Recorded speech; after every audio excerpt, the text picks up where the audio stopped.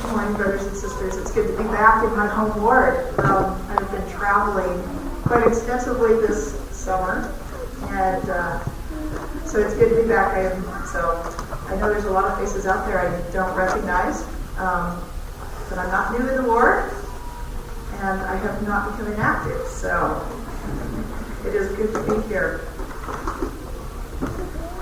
Many of you may have heard this story before of, it was Elder Hugh B. Brown gave this, and it was about the currant bush. Now, he says, sometimes you wonder whether the Lord really knows what he ought to do with you. Sometimes you wonder if you know better than he does about what you ought to do and what you ought to become. So then he goes on to tell a story. He went out, he lived on a farm, and there was a currant bush that had just grown out of control. It was over 6 feet tall. It was all going to wood. There were no blossoms or currants growing on the tree, or the bush. So he got some pruning shears, and he went out and he clipped it back until there was nothing but stumps left. And after he finished, he thought he could hear the currant bush saying, and that there were tears on the bush, and he thought he could hear it saying, "Why did you do this to me?"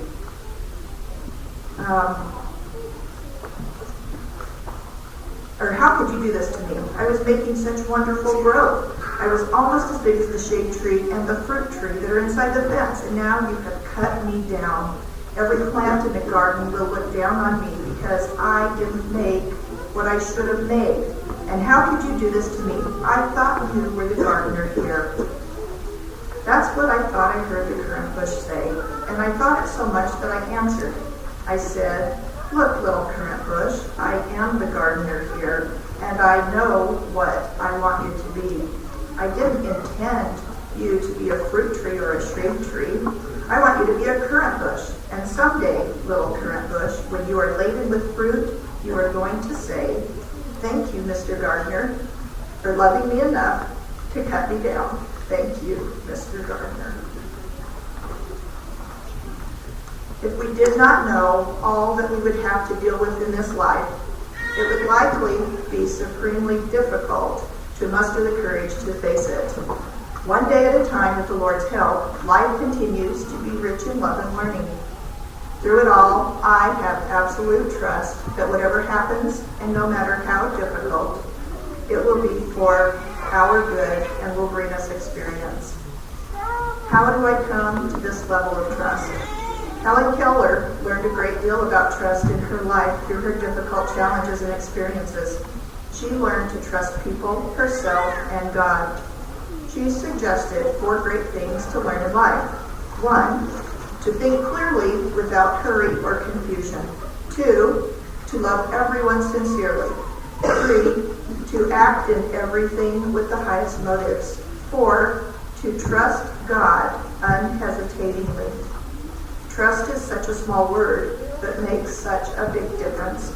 I understand that I'm not here on earth to prove I can learn life's lessons by myself, but to be brought to the position of trusting in God to help me.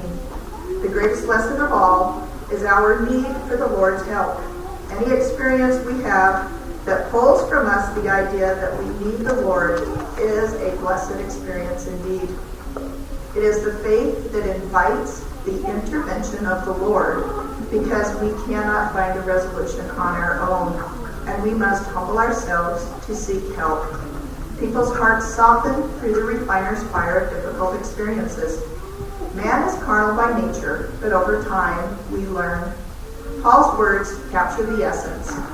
And not only so, but we glory in tribulation also, knowing that tribulation worketh patience, and patience experience, and experience hope. That's from Romans 4:3-4.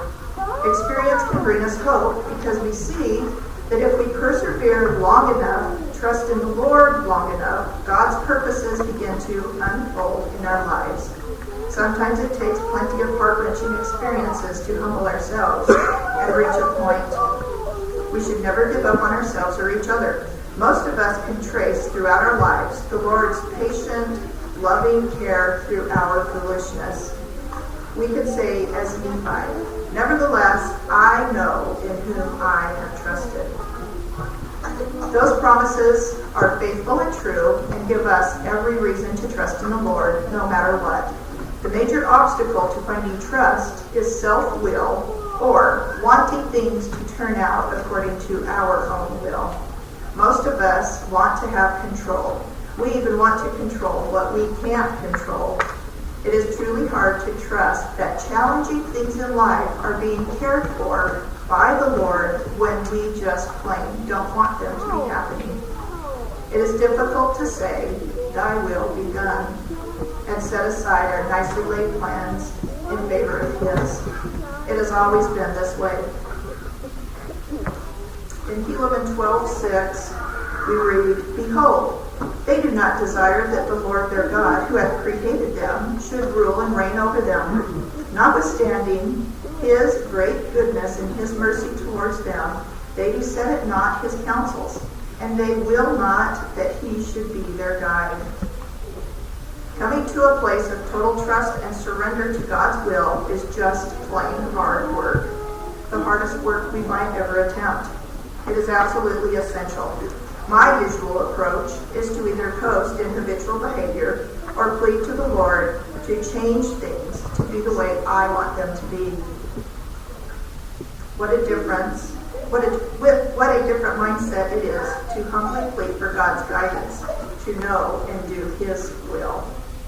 In those moments that I have the presence of mind to ask, I receive gifts of the Spirit needed to rise above the natural man. It is all about surrendering my will and recognizing and doing His will. Rising above the natural man means that we let go of outcomes and learn to find the trust in the Lord that gives us freedom to say, whatever happens, it's all right. President Hinckley made this statement, and it was included in his wife's funeral program when she passed away. "It isn't as bad as you sometimes think it is. It all works out. Don't worry. I say that to myself every morning. It will all work out. Put your trust in God and move forward with faith and confidence in the future. The Lord will not forsake us.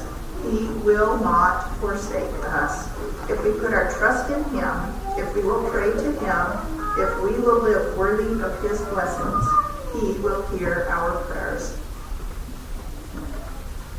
Will I develop a closer relationship with the Lord Jesus Christ, turn my life over to Him, and learn to accept His will and follow His direction?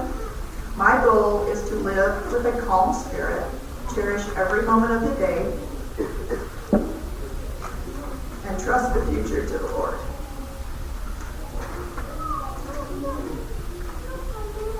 The results of turning to God are results we can trust. His promises are sure and unchangeable, like He is. The Scriptures become more and more important in our lives as we live them, ponder them, and reap the blessings from them. When I worry or obsess over other people's choices or what might happen, I am in the natural man state. When I trust, pray, submit, and seek the Lord's will, I rise above the natural man and begin to taste the fruits of the Spirit. An example of this is when Carl was on his mission. He'd been out for 8 months. And it was interesting because I was teaching seminary that week. I was filling in, and the seminary students were asking about Carl and everything. And I was telling him, well, I get a letter today, so Mondays are always exciting because you get to hear from your missionary. And I said, I don't worry about, the only thing I worry about is if I get a call from the mission president. Because I've learned with other sons serving missions that sometimes you don't get a letter, and it's not because of anything to worry about. They have a zone conference or ran at a time or whatever it might have been. And so I wasn't worried if I didn't get a letter. Well, I came back Tuesday to teach seminary, and they asked if I got the letter, and I said, no, I didn't get a letter, but I'm not worried because I only worry if the mission president calls. So then there's a need to worry if the mission president calls you. So that afternoon, I get a phone call, and it's from Ecuador, and I'm like, oh no, it was the mission president. and telling me that Carl was sick and in the hospital. But not to worry, the doctors were taking care of him. Everything was going to be okay. And he let me talk to Carl he gave me 5 minutes. He's like, I'll let you talk to your missionary for 5 minutes. And so I got 5 minutes. And just to hear his voice calmed me, because he sounded okay, even though he was in really bad shape. And he was in the hospital for 8 days. And, so what could I do? I was ready to get on an airplane and fly down there and be with him because, I'm a mom and that's what moms do. But I put my trust in the Lord at that time. I fasted, I prayed, I went to the temple, and let Heavenly Father, I knew that not what I wanted, but what the Lord had for me. And I trusted in that. It was a really hard week to wait, because it's like, okay, every time the phone rings, who is it? Who is the president? Didn't call me back. And the following Monday, I got a letter from Carl. And he told, everything that had happened. But it's hard to not worry. But when you put your trust in the Lord, He calms you so you can get through hard things. Another example, I've been gone to Colorado the past 12 days. My brother had an accident and he's been in a hospital, and the doctor, think he had surgery, he had an infection all throughout his body, and they didn't know that. They were surprised he even pulled through the surgery. He's been in ICU this whole time, and he's had a tube in his mouth. He hasn't been able to talk. He's been on a respirator. They did remove it and do a tracheotomy, which he was coming out of sedation, but he had many pain medications that he was on. And to see him like that, and he had several blessings, but the blessings, I talked with my other brothers that gave the blessings, and they didn't feel one way or another, but they knew, whatever the Lord had planned for him, it was going to be okay. And they didn't feel that he was either going to get well or pass away. So it's like, again, let's fast and pray and trust in the Lord. And as I sat there in the hospital with my brother, every day for the past 12 days, trying to tell, as he would come around, and you didn't know if he understood, if he knew you were there, but just talking with him and telling him that, whatever the Lord has planned for him, that's how it's going to be. And to trust and let the Lord calm you. It was interesting because my sisters, on the other hand, were a little crazy. It's like, calm down. Let the Lord do what He's going to do with him. So he's got a long road ahead of him. He's not out of the woods yet, but he's making progress, which is great. Well, I've developed, I read this already. Pray for them and turn them over to the Lord. We can choose in every moment whether to wallow in fear and worry or to bask in the sweet assurance that since all is in God's hands, all is well. Trust seems to be the very key to gospel living. Unless I trust the Lord, I will not seek His will. If I don't trust, how can I love Him with might, mind, and strength? Unless I trust, how can I say I have hope and faith? Trust is the antidote to worry and fear. It is the opposite of stress.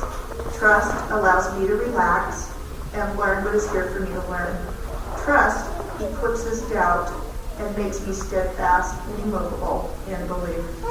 Trust excuses me from the ludicrous and impossible job of trying to fix others, to fix the world, to right wrongs, and to make others see.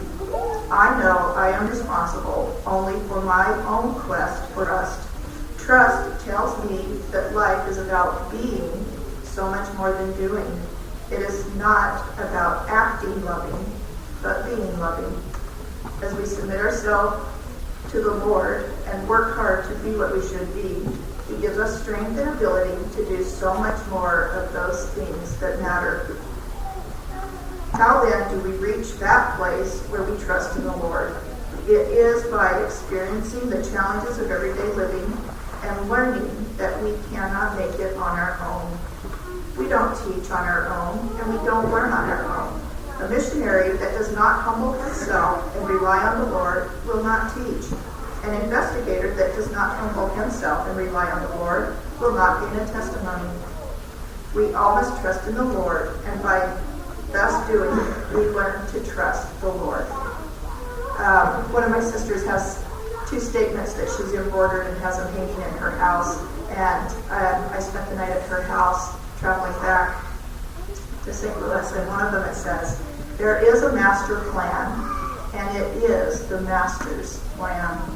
And the other one is, "If you trust, you will not doubt. If you doubt, you cannot trust." And how true that is. If you could substitute doubt, put worry in there. If you trust, you will not worry. If you worry, you cannot trust.